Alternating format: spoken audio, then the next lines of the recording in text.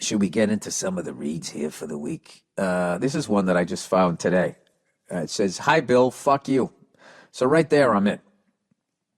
I've got something that may interest you, you ginger cunt. I'm British and a big football fan. Not soccer. Fuck you. It's called football. And that's already two reasons to hate me. I say I'm a big football fan. In fact, I'm also a fat fuck. That's three reasons. Anyway, I have an interesting baseball story that you might not know. If you do, then fuck you. In fact, I'm too locked down drunk to be able to give the details in coherent enough fashion for your fat finger reading skills to manage. Just look up Gary Thomason, the ex-Dodger and Yankee player who went to Japan. His name has become a byword for something pointless but beautifully maintained. Look it up. It's fucking interesting. I'm going to bed now. Cheers. Fat fuck so-and-so. P.S. I love your show. All right. So I looked this up. Where the hell is it? The Unfortunate Legacy of Gary Thomason. And he was right. He was a guy that played in the MLB. He played for the Dodgers and the Yankees, and then he signed a big contract in Japan. Here is his story. Gary Thomason was an American baseball player who lost his mojo when he moved to Japan. But despite his less than stellar career, his name still lives on today. Thanks to Japanese artist, I'm not going to say this right, Akasegawa Genpai. It's a killer name, whatever. Akasegawa Genpai. Thomason has become an eponym. I don't know how to say that word. Oh, Jesus Christ. I need to get smarter if I'm going to be fucking talking to people. Eponym. I spelled it wrong. Let's see, pronunciation. Oh, fuck you with the fucking goddamn fucking Windows. Have I ever said yes to any of that? When are you going to quit? Pronunciation. How do you say it? Oh, wait, I had the sound off. All right, here we go. Let's try it again. Eponym. Eponym. I never would have guessed that. All right.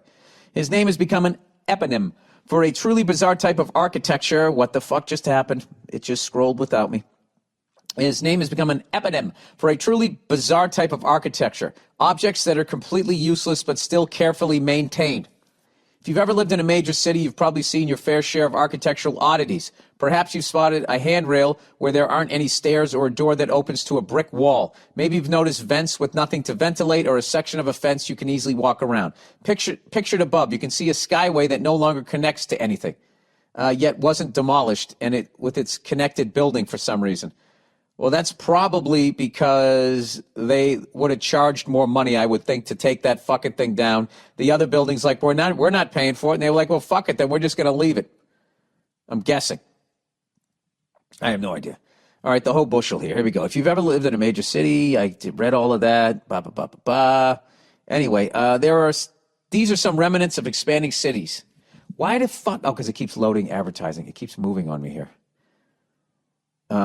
These are remnants of expanding cities, but what's confusing is many of these ridiculous doors and pointless pipes are still carefully maintained. While they serve no purpose, they're repainted when they grow rusty or repaired when they fall apart. They also have their own name. They're called Thomasons. So who nicknamed these silly structures and why? Well, the culprit is a Japanese artist named Akasegawa Genpai. One day in 1972, he was on his lunch break in Tokyo when something caught his eye. That's on my bucket list to go there, by the way. It was a staircase that went up and down like all staircases do, only there was no door at the top. They were stairs to nowhere, but what really amazed Akasegawa was the railing. It was obvious that at one time or another the railing had come apart, but what blew Akasegawa's mind was someone had fixed the darn thing. Now the railing was good as new, even though there was no reason why anyone would ever use those stairs. Mystified, Agasawa searched the city for more worthless wonders. Whenever he found an out-of-place pole or a gate in the middle of nowhere, he'd snap a photo. He considered these doors and stairs artistic byproducts of the city. I'm going to give you this guy's name so you can look up his work. It's I'll spell it, Akasegawa.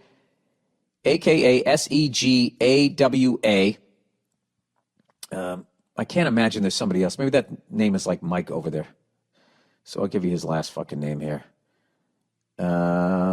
Genpei, Genpei. If you want to look up his work as I continue to read here. One day, 1972, let's see, blah, blah, blah. It was obvious that at one time or another, I read that. Oh, so he considered them artistic byproducts of the city, and soon he was publishing the pictures in a photography magazine, complete with little articles on the nature of their existence. That's a great book. Coffee table book. He also created a name for these vestigial structures. I don't know how to say that word. Fuck! Getting killed here today. Okay, let's look this one up. Vestigial pronunciation. Here we go. Vestigial. Vestigial. Oh, man, you got to work that into your fucking... Well, you can't really go to a party. I already forgot how to say it. Vestigial. Vestigial. I like that one. I'm getting sick and tired of this vestigial shit.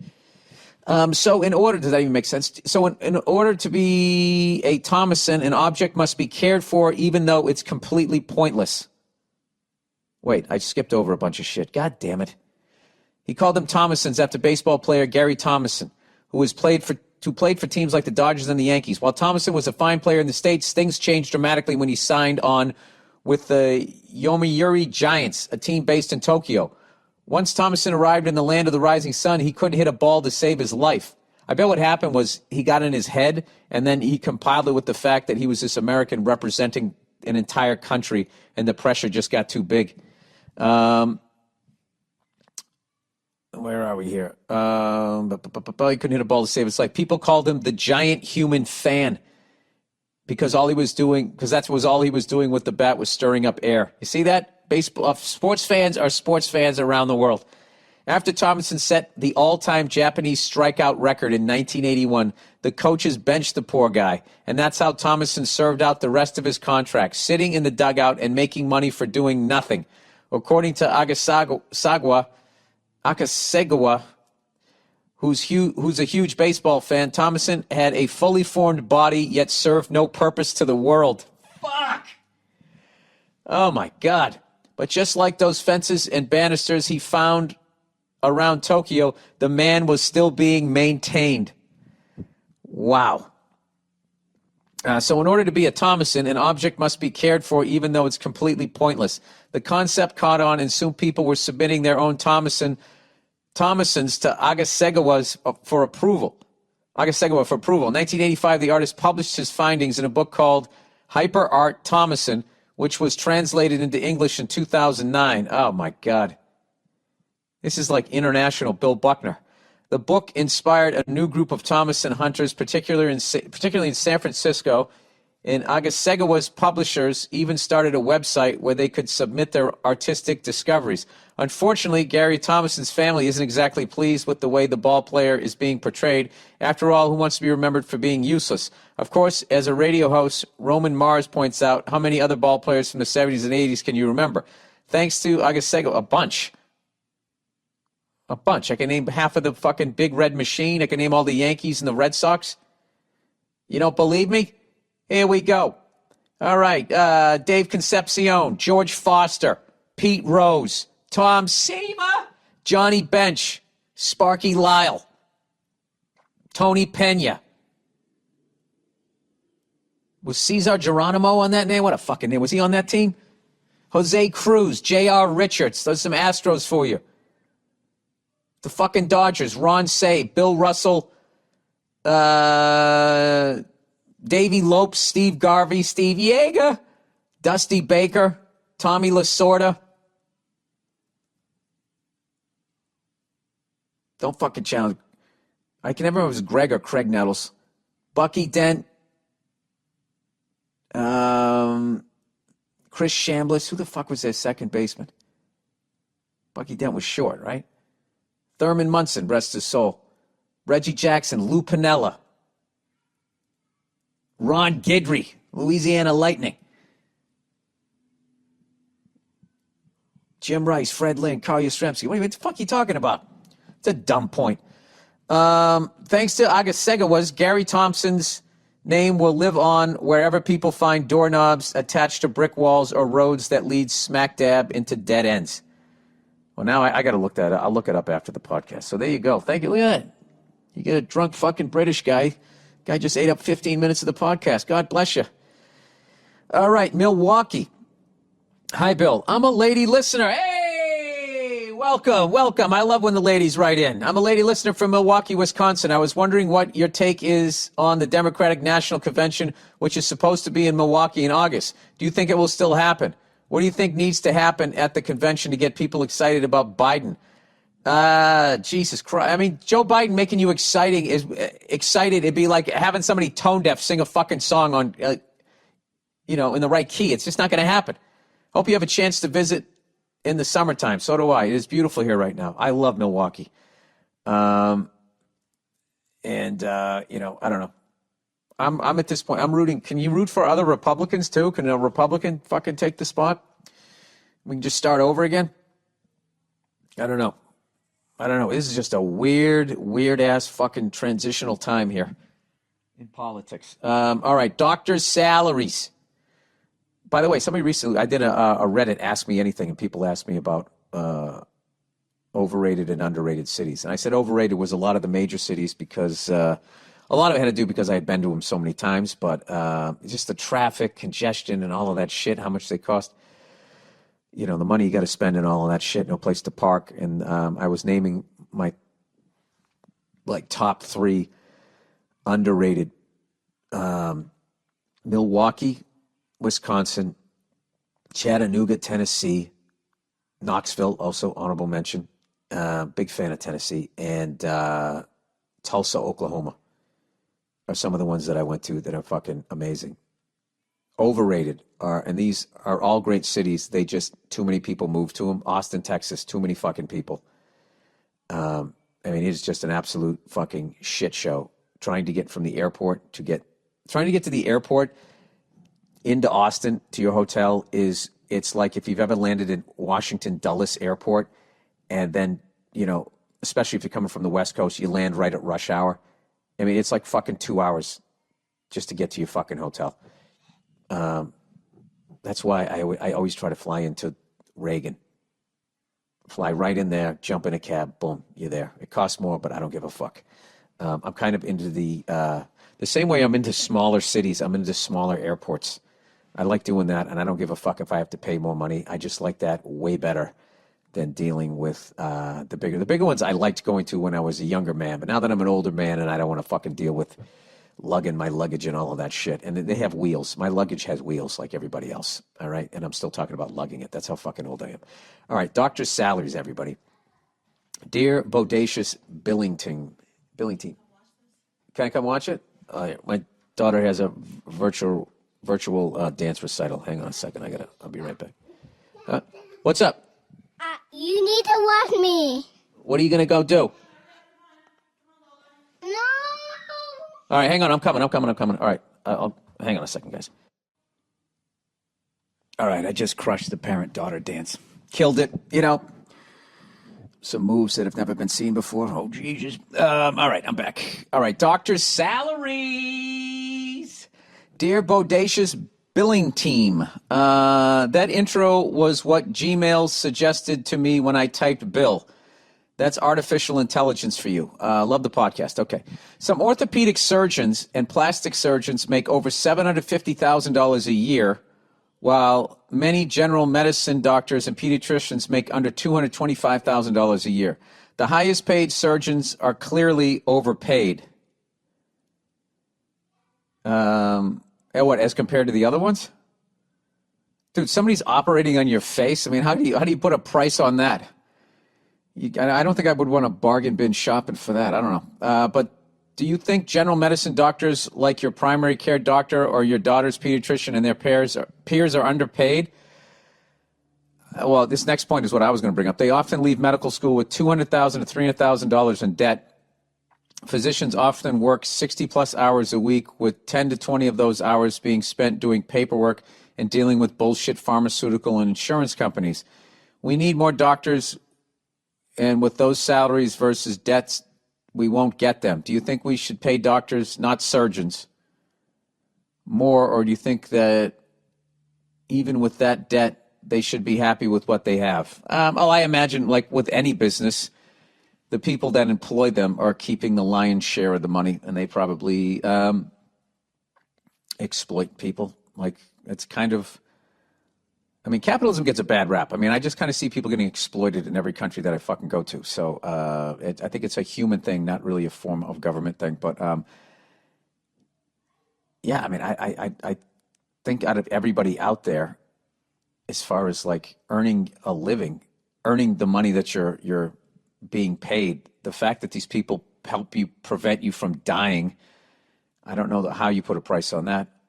That's really the most important thing out there, is staying alive. And as far as like orthopedic surgeons, I mean, yeah, your quality of life is so much more improved. Those are the people that give you, like, hip replacements, knee replacements. You can actually walk around, right? Fuck, I got to look that up. Orthopedic. I get all of those confused, except for gynecology, just because there's been so many jokes about it. And I know podiatrist too. That's just because I'm old. Orthopedic surgeon, spelt it wrong. Orthopedic surgeon. Oh, for fuck's sakes. Now they're just giving me a bunch of fucking orthopedic surgeons' names. All right, Wikipedia is a branch of surgery concerned with involving the musculoskeletal system. By the way, let me see. Who's the first guy that comes up? Oh, it's people in your neighborhood. I was like, who's like the fucking Kevin Hart, like the biggest, or Sebastian, like the biggest, the Dave Chappelle of orthopedic surgeons, that if you Google them, like their name just comes up. That's fucking interesting. We need more doctors. And let's say, okay. Yeah, I mean, I don't have a problem giving them more money. I mean, I don't pay them. I imagine there's somebody, that the guy who owns the hospital, the team owner. That's actually kind of fascinating. But then as far as like plastic surgeons, everybody thinks it's somebody getting tits or fucking fake asses or something like that. But, there's also people that, get into car accidents and stuff like that. And these people, get, lacerations to the face. You did such a great job, buddy. Yes, I did. You did. Did you have fun in the dance class? Yeah. Did Daddy dance okay? Yes. I'm making what you do when you interview a kid, you don't ask yes or no questions. You got to ask. How did you feel about dance class? What is it that you like about dance class? I like about Mommy Go Poopy. You like it that Mommy goes poopy? She's potty trained now, so she's all about poop. But, yeah. Okay, that's your statement on dance class, is that Mommy goes poopy? Yes. Okay. Is there anything else you would like to add? Because I got to get back to the podcast. Yes. I like to play Candyland, Shoots, and Ladders. You like to play Candyland and Shoots and Ladders. What about those walkie-talkies? Yes. Walkie-talkies. All right, are we going to play when I'm done here? No. No! Come on, buddy. We're going to go play wiffle ball. Okay? T-ball. T-ball. Yeah, T-ball. Sorry. Sorry. Well, I'm old, so I use different references. And then we play catch. No. All right, come on. Let me knock this out, and then we'll go play. All right? Hey, great job, buddy. Got it. You got it. All right. Close the door, buddy. Hey. Thank you. All right. Where was I? Okay, advice, email. Poppin' boners at work. Well, here's a guy who doesn't need for hims. I'm a 21-year-old male from, I'm not going to say where, who moved to Washington for a decent education. All right. The state he's from is also the last name of one of the greatest quarterbacks of all time. And that state isn't known for its education, and my family wanted me to have a chance in today's world. Anyway, I recently got a job at a grocery store so I can make some cash on the side and take advantage of an increased need of healthy people willing to work during a pandemic. Here's the problem. 99% of the women in this state dress like they just ran the Boston Marathon. They wear yoga pants that show off their hips or loose shirts that show a lot of cleavage. Maybe I'm just an ignorant male, but in the state of blah, blah, blah, most people, women included, wear pants or cargo shorts that aren't flaunting their bodies 24/7. I'm having a difficult time not having hard-ons during my shift hours. I'm not claiming to have a magnum dong, but when I look down, you can clearly see I'm aroused since I tuck my shirt in and wear a belt like a gentleman.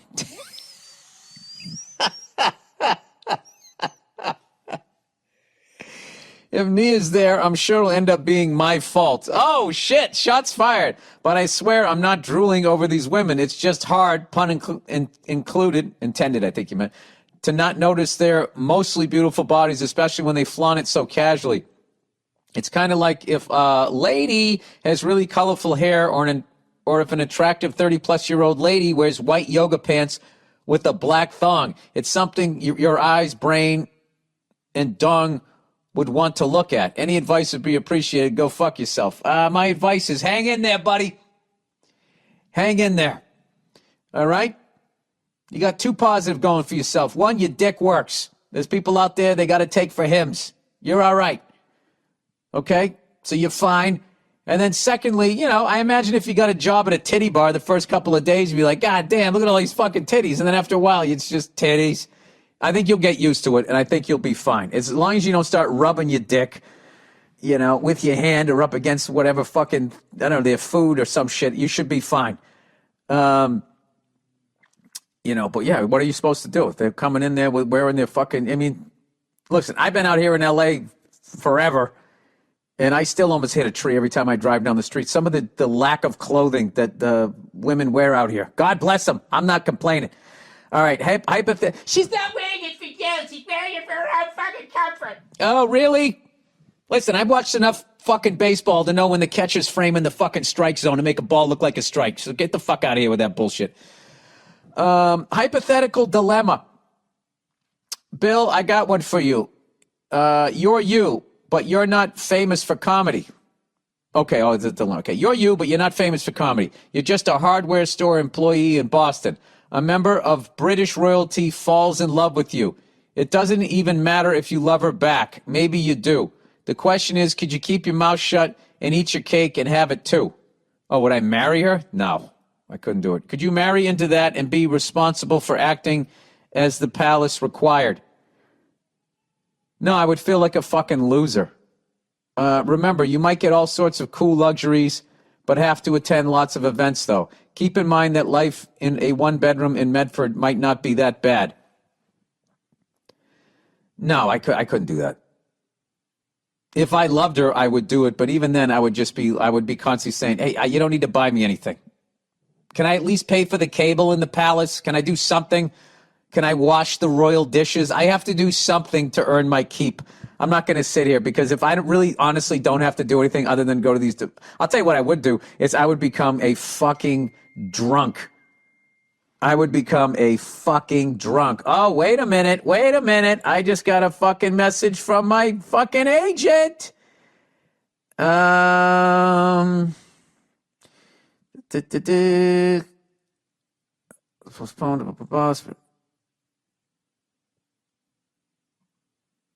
Oh, no. Oh, Jesus Christ. I was hoping that's about moving a fucking date. God damn it. You start to get excited.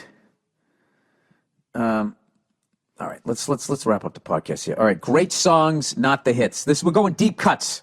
I don't know why we haven't done this before. I love this shit. All right, this guy says, or this lady says, wait, did I answer this thing? Yeah, I couldn't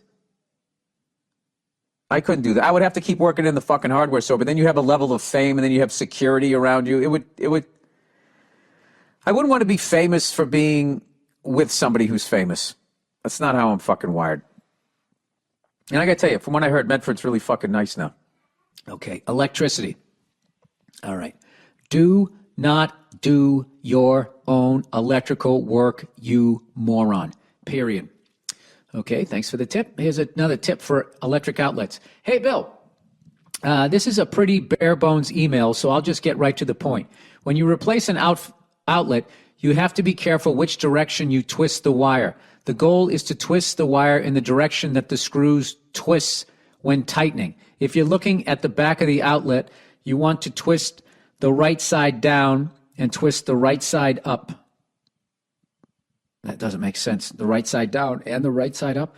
This way, when you start tightening the screw, the twist in the wire doesn't start coming undone. It's a small tip that can help you out tremendously. Thanks for the MMP and congratulations on kid number 2. Thank you. I'm thankful for both of those. To be honest with you, I don't think I'm going to do the outlets only because if I were to ever cause a fire, God for fucking bid, even if we did get out of the house from the relentless smoke detectors that probably then wouldn't work, I'd burn down my fucking house, and they would somehow, I don't know how firemen do this, they always find the cause of the fucking fire.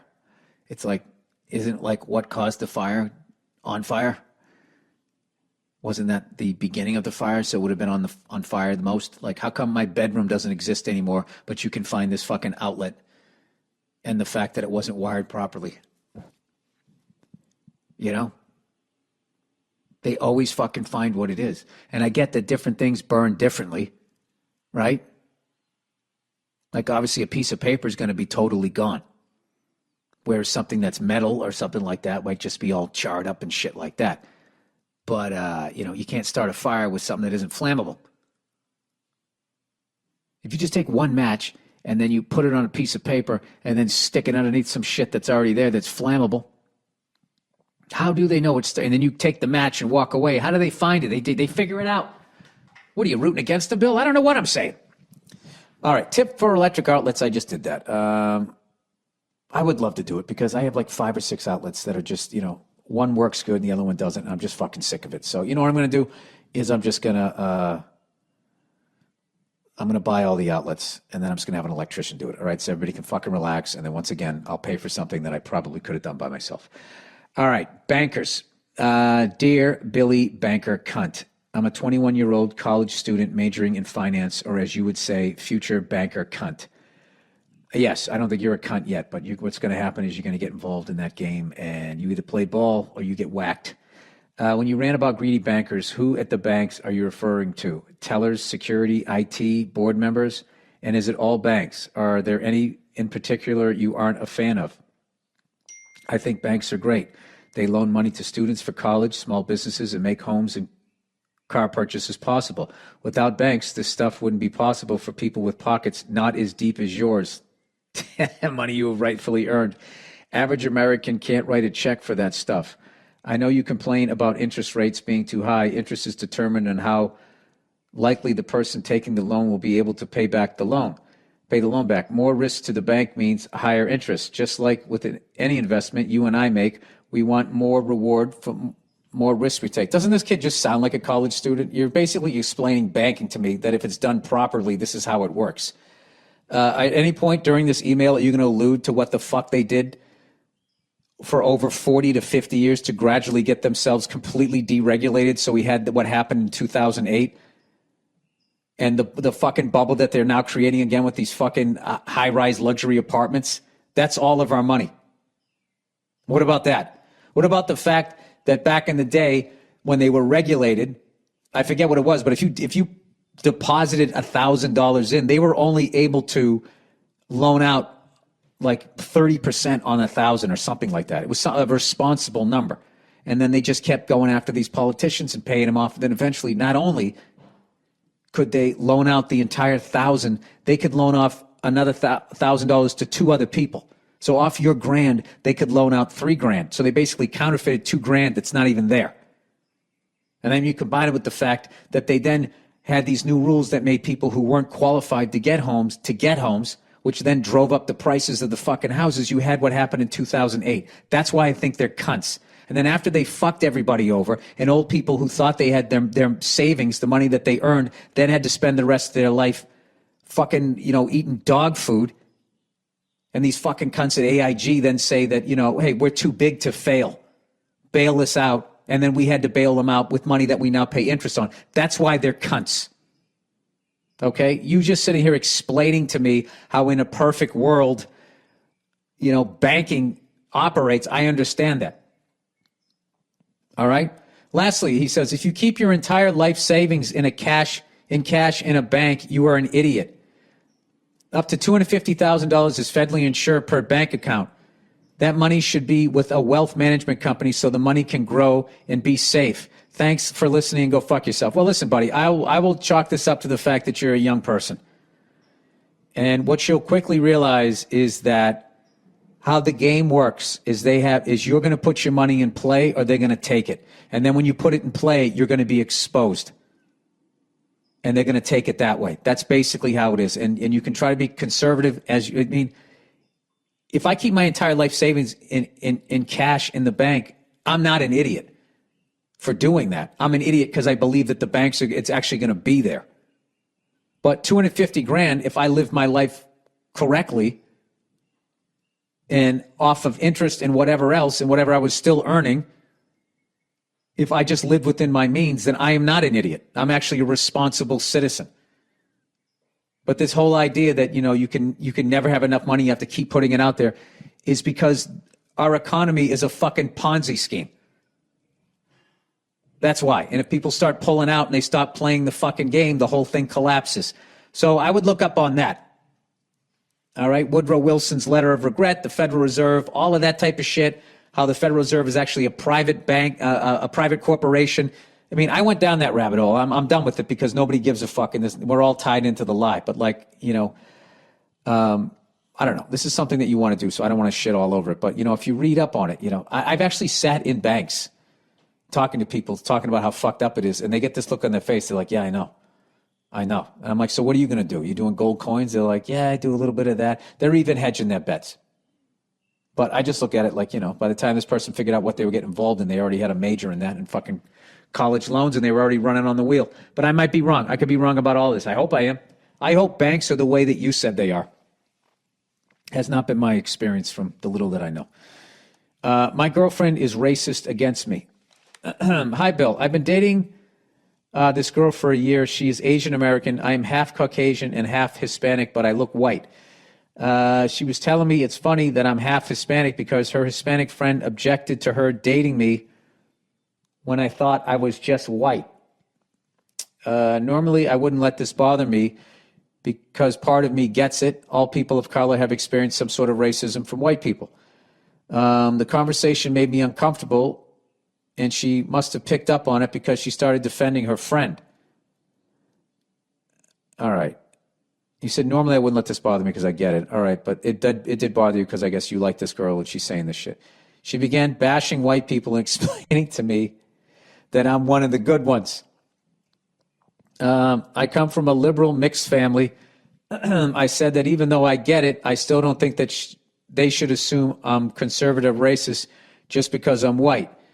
She began to lecture me about white privilege and how racism against whites isn't the same as racism against people of color, which I agree with, but does that make it okay? I will never truly understand. They're basically arguing because they're not in a position of power where their racism can affect you getting a job or not getting a job. It can't affect you if you're walking in a park at night and they decide to jump you. But other than that, white racism, as the theory goes and is presented, holds way more power because they can actually end your fucking dreams. Which I love when white people then try to explain to people who aren't white that that's not the case. Let me explain your experience. Although people who aren't white explain white people to white people, it's just what people do. Everybody knows everything, I think. Haven't you learned that in the pandemic? Somebody said it to me the other day. It was like the amount of people without medical degrees telling me how to avoid getting the coronavirus. We're all full of shit, okay? And I am too. I yelled at I called a smoke detector a cunt, people. All right. I will never truly understand their experiences. I know that, but at what point are they being hypocritical? The fair question. I understand that. I've been in this situation. It made me think of when Dorothy lands in Oz and they want to know if she's a bad witch or a good witch. And she's like, I'm not a witch. I'm just a kid from Kansas. This isn't the first time I've had to establish that. I'm one of the good ones. I assume you and Nia have been through the same thing. Oh, we fucking argue all the time about shit like this. It's actually, it could be a show. Like we have, and then in the end, I usually end up like being able to explain myself in a way that she understands, and she's able to explain her way in a way that she understands. This is basically the deal. As long as me and my wife don't watch the news, we get along great. Do I just keep trying to prove that I'm one of the good ones? No. Do I call her out on her hypocrisy? Both. Do I let it go? I don't know anymore. Well, what I usually say when people do that, it's like, I just go, you sound like a white person. And then I also tell them when they try to hit me with that, this white people are just inherently evil. It's like, no, what you're seeing is any race of people with unchecked power. That's what happens is eventually, I don't know what it is. it is a fascinating thing where I feel like people that crave power and then their psychological makeup is an interesting thing because I don't know. Most people I know that are cool are not into wanting to control shit. And people who aren't controlling people are not cool to be around. But then having said that, somebody has to lead the herd. So I don't know. I don't know. I get this weird point in my life where I just really, I don't fucking know anything anymore. He says, I don't know anymore. I don't want to be one of those white people trying to act like they're equally victimized. No, you never want to do that. That's a bad look because of their skin color. Like, yeah, it's a double standard. Yeah, minus getting choked to death by a cop.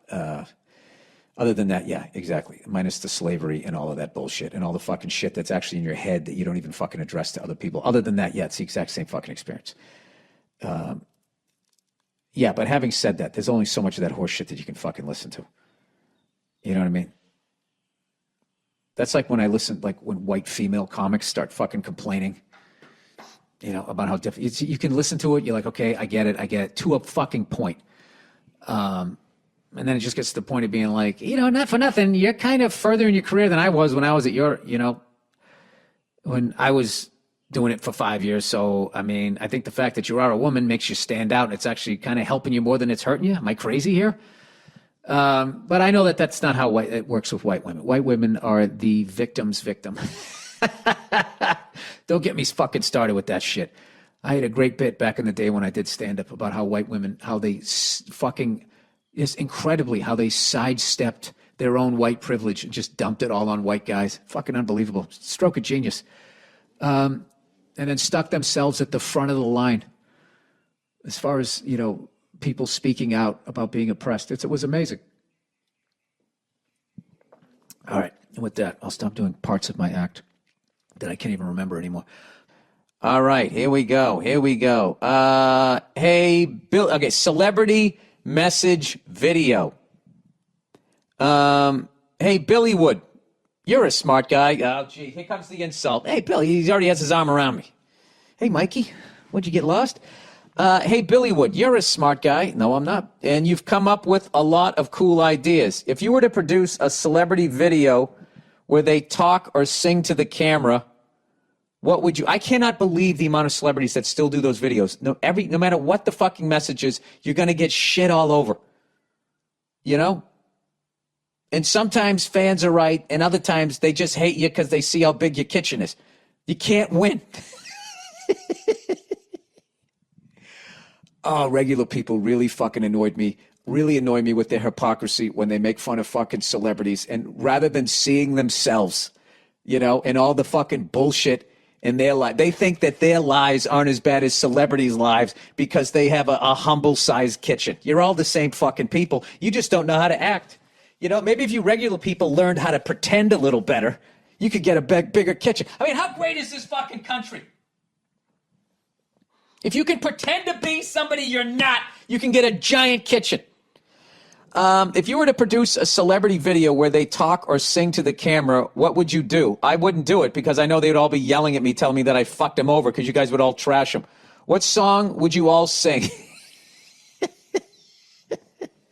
This is such a funny question. Any celebrities of note that you would have, assuming you could have anyone? And Bill, most importantly, what's the message you want to get out there? Hugs and kisses. I would do a parody of it because I lack the talent to execute it, you know, to actually do a good one. So I would do a parody of it, and I would do it about gold digging whores, or I would do it about white women never feeling that they were wrong, or I would do it about all the white women talking about white women that they know who are actually named Karen, who are actually good people.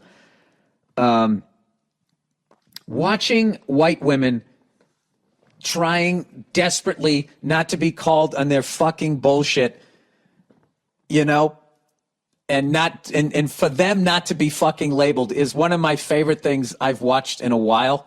So I would probably do a video on that. And I'm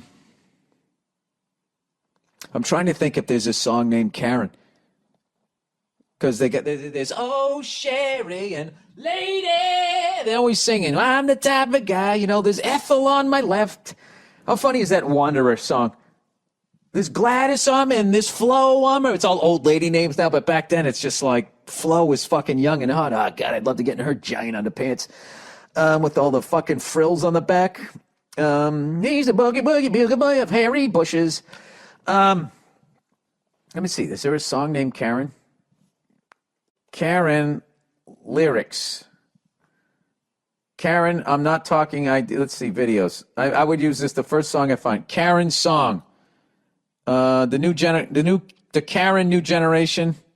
No, I don't want it to be Karen hip hop. Let me just write Karen love song so I get an old school one. Love song. All right. Karen love song. Let's see here if this is probably the one I would use. After I get past the advertising. Okay, skip the ad. You know, people, there are so many white women out there named Karen. And they're not bad people. They're soccer moms. They're nurses.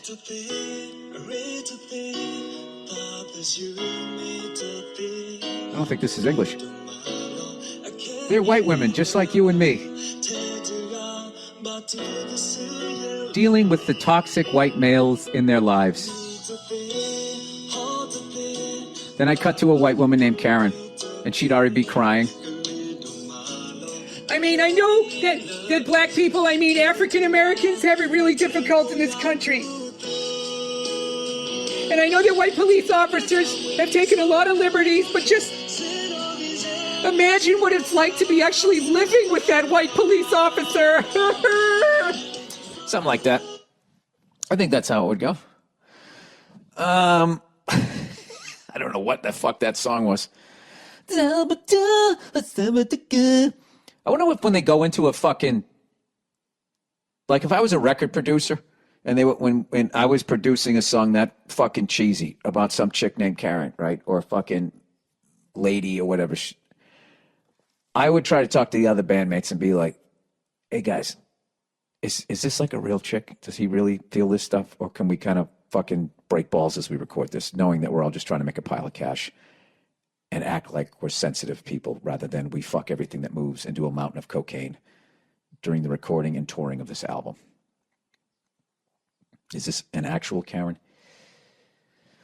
And then the people in the band be like, we don't know, man. He hasn't talked to us in a while. He's on a separate tour bus. Or they fucking hate the lead singer so much that they say, no, you know, it isn't a real woman. And then I would say something stupid about her, and then that'd be this big fucking thing, and then I would get replaced, and in would walk Ted Templeman. All right, new father, bad relationship. Dear Bill, what the fuck do I do? Oh, wait, are you asking me advice? Oh, shit, it's time for me to play my jingle. Where is it? One of these days I'm going to get organized. Come on. It's time for advice. Hey! Your host, Billy Burr. That's me. And I'm ripping off this melody from somebody else. There you go. All right. You have a question? If you have a question, people, I will give you an answer. Okay? I will give you. I don't have the answer, but I'll give you one. If you want advice, I'll say something. I will move my jaw and make sounds in your directions. All right? Direction. All right, what the fuck do I do, man? He's like that dude in Platoon. I got a bad feeling. My girlfriend keeps pressuring me into marrying her. We have a 7-month-old babe. Jesus fucking Christ. Dude, you are married for the next 20 fucking years. We have a 7-month-old baby girl together, and I feel like if we didn't have her, we probably wouldn't be together now. My daughter is my world. Wow. From time to time, I get hit with this wave of, fuck, I want to leave her. I do love her, but I feel like we're too much different from one another. Her fucking family is so involved. They're great, but it's fucking annoying. All right. If you do love her and you do have a kid, at some point, you got to put your kid, you know, I don't know, dude. I've never been in this situation, thank God. But, I would sit down. You got to talk this out. I would talk to a therapist, because the fact that you still want to leave, you got to figure out why. Do you want to leave because you love her just because you stayed with her long enough that you love her like a friend, or do you love her? But you already have a Mr. Lover. You have a fucking kid. So I would talk to a professional about this. But as far as the family, you just got to set up some boundaries, which involves you really thinking about what you want to say and then sit down and have a talk if somebody's, crossing the line there. Weaving over the double line, as they say there. The other day, my girl was bitching about her having to be at home with the baby all the time while I work 6 days a week and long hours. Well, get used to that, pal. It's always about them. She says that she feels like a slave. I know, like you're out there fucking, it's like I'm out there fucking working, feeding all of you. Okay? We had a kid. You think I want to work 6 days a week? I don't want to work 6 days a week the way you don't want to fucking stay home the whole fucking time. But trying to get them to understand that's a 90-degree fucking grade hill, which is a cliff, buddy, and it's got ice on the face. I'm like, what the fuck? How all you have to do is clean occasionally and cook occasionally. It's not like I'm forcing her to clean and cook and take care of shit. Sometimes she doesn't feel like it, and I don't care because I understand she's feeling tired from taking care of our baby. All right, so you got some empathy there. I will tell you, having a baby, I mean, that's all-encompassing. It's not like when they go to sleep, you have all this energy. You sleep when they sleep. When I move, you move. Just like that, right? Ludicrous. When they sleep, you sleep, right? She also, dude, like a lot of things that women say during this time, they're just overly tired. They're overly emotional. You know what I mean? Their hormones, whatever fucking excuses they have. And what you have to do is your job is to push down that everything that you're feeling, okay, and slowly inch your way towards your first heart attack at 58. I got some shit to say on this one, but let's just plow through here. Then she says, we're not even married, and I'm like, what the fuck does that have to do with anything?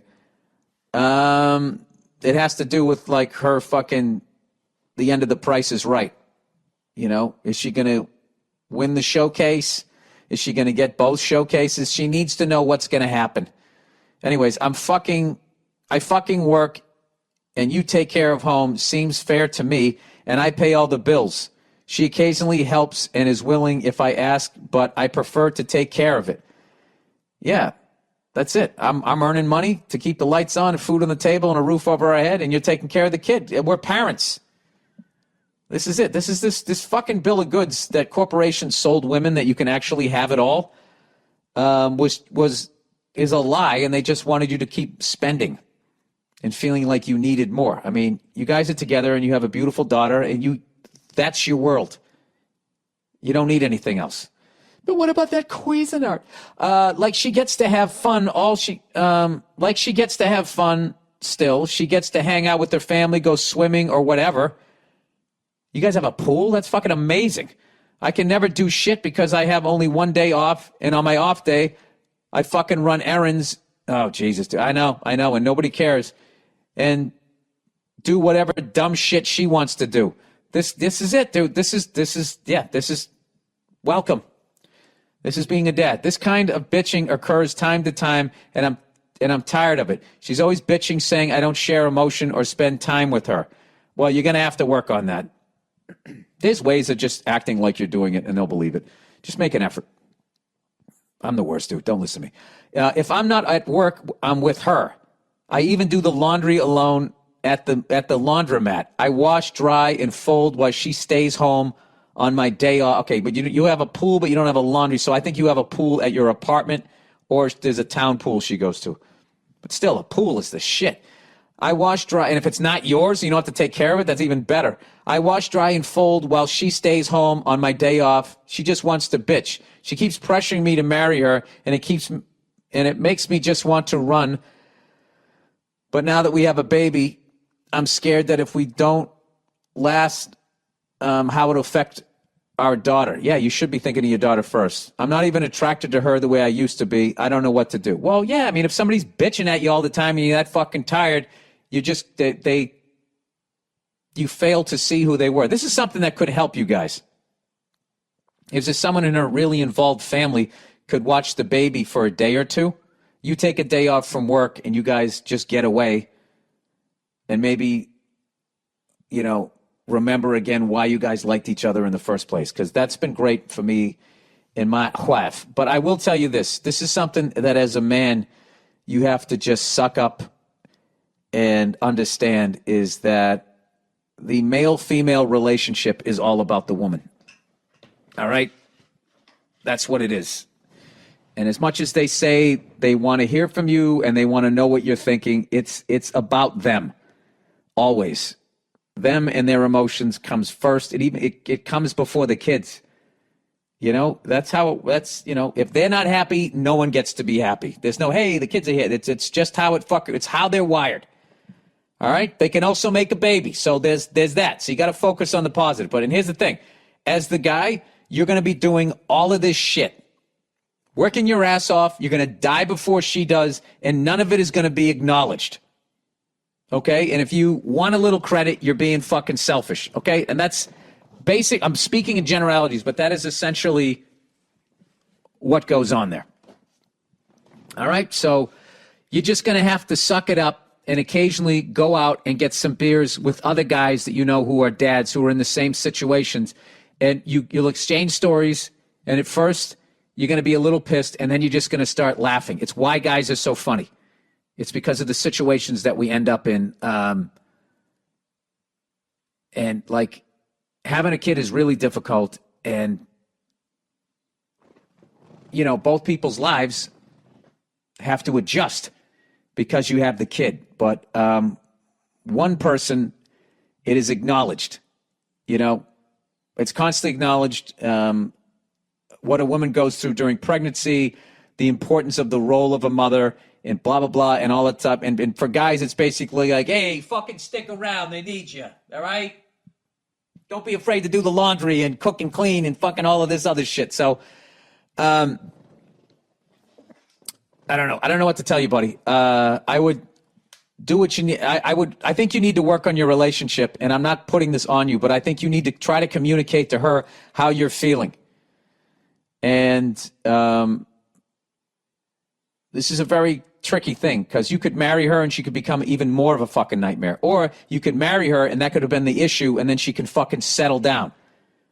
Because maybe she's getting pressure from her family that, that they had, a kid, she had a kid out of wedlock. I don't know how religious her, it might be that, but I can tell you this, trying to make somebody else happy is not something that you can do. It's impossible. So what you have to do is, look out for yourself. So I would talk to a therapist about what the fuck is going on. And I would not marry her until you feel like that's what you want to do. Okay? And, when you sit down with her, you can tell her about the pressure that you're underneath. And I would stop short of saying, you bitching at me all the fucking time. Why the hell would I marry you? That's what you say to your guy friend at the bar. But as someone who was fucking had to be dragged kicking and screaming, I got married so late in life. I wish I did it a lot younger. And I love being married, despite all this shit that I'm saying. There are certain things. Like, there's, my wife would come on here and do fucking 9 hours with no guest about what a fucking asshole I am to live with. So I'm not trying to make my wife out to be a bad guy. I will just say that, in general, nobody gives a shit about the guy in the relationship. It's just what it is. It's just how it is. It's just how it is. Okay? And you got to accept that for your daughter. Okay? And the fact that you have to man up. You did have a kid with this person, and you need to do everything you can do, to make sure that kid has the best childhood. So I would try the best you possibly can to make this thing work, which means you have to try and communicate with, this woman about how you're feeling. And hopefully she's a cool chick and will actually listen. All right? Rather than making everything about herself and start fucking crying, and then you're consoling her because she's been a douche to you. Oh boy. All right, let's get off the subject. All right. But I have tremendous amount of issues with women. So, take it all with a grain of salt. But I would talk to a professional rather than some fucking idiot. All right. Wild Animal Ride. Dear Billy Bisonbelt, loved you in The King of Staten Island. Thank you. Thank you so much, and thank you so much for streaming the movie. If you could ride one wild animal, which would it be? If I could ride one? People have rode ostriches. Fuck that. Fuck that. Before, see Swiss Family Robinson movie from the 1960s.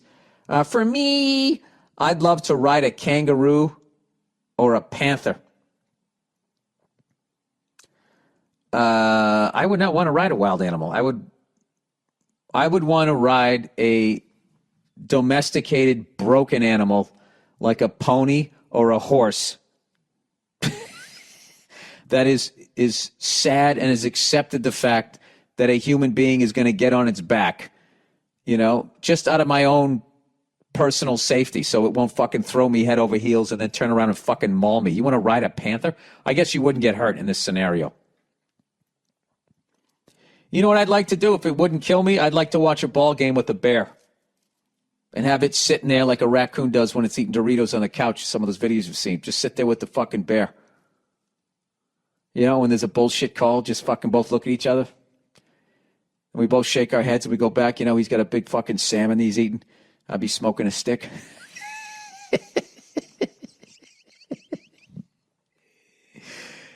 You know what's funny? What I just pitched, I could have sold that as a movie when Clint Eastwood was doing those orangutan movies.